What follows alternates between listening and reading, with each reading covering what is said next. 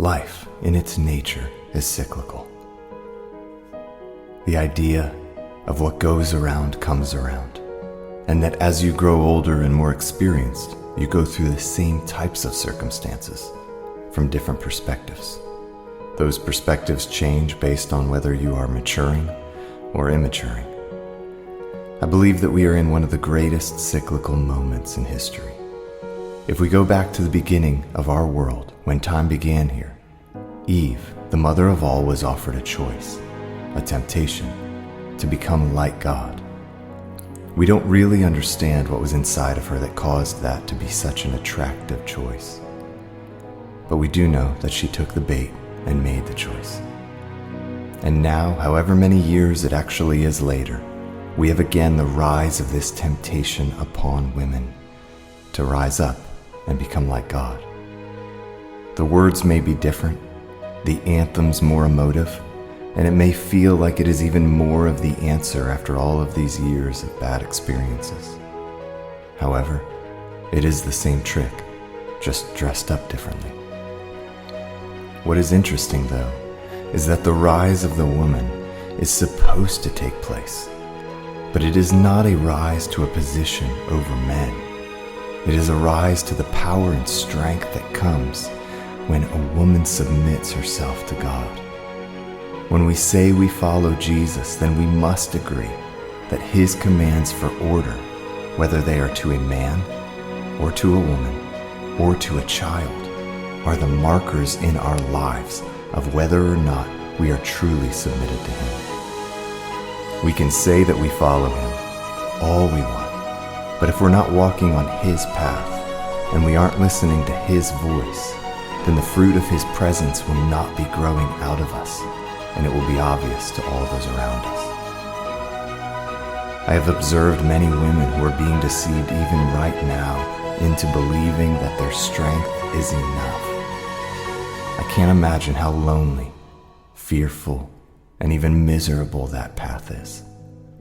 However, recently I have observed two women who, whether they understand it or not, are operating in this strength that all women are being called to.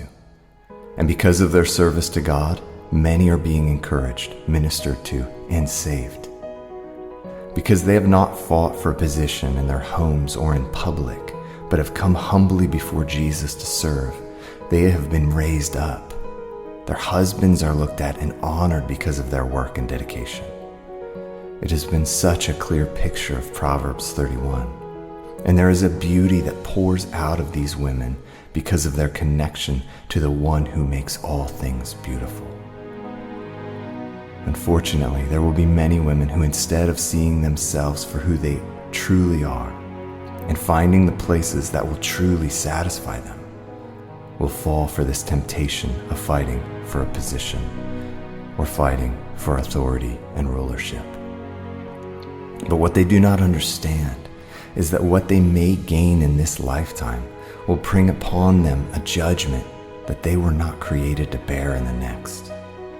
You see, there is an innate understanding built within a man that he will answer for how he led his family. But I'm convinced in every situation where a wife has manipulated and controlled the order of the home in order to rule over her husband, that she will now bear the weight of answering for the family.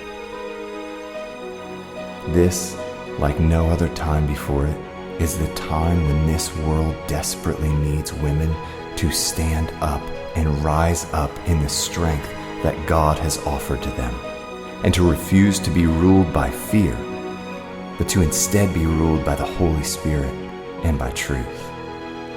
My name is Steven Santos, and I am on my way home. If you want more encouragement and understanding of the fight that you are up against on your path toward home, then look into reading the Compass series, a collection of books that deals specifically with our human nature and are bent towards comfort when fear is attacking us. Women, we need you to be filled with the Spirit, full of grace, walking in truth, and fighting with everything you have for what God has given you to steward on this earth.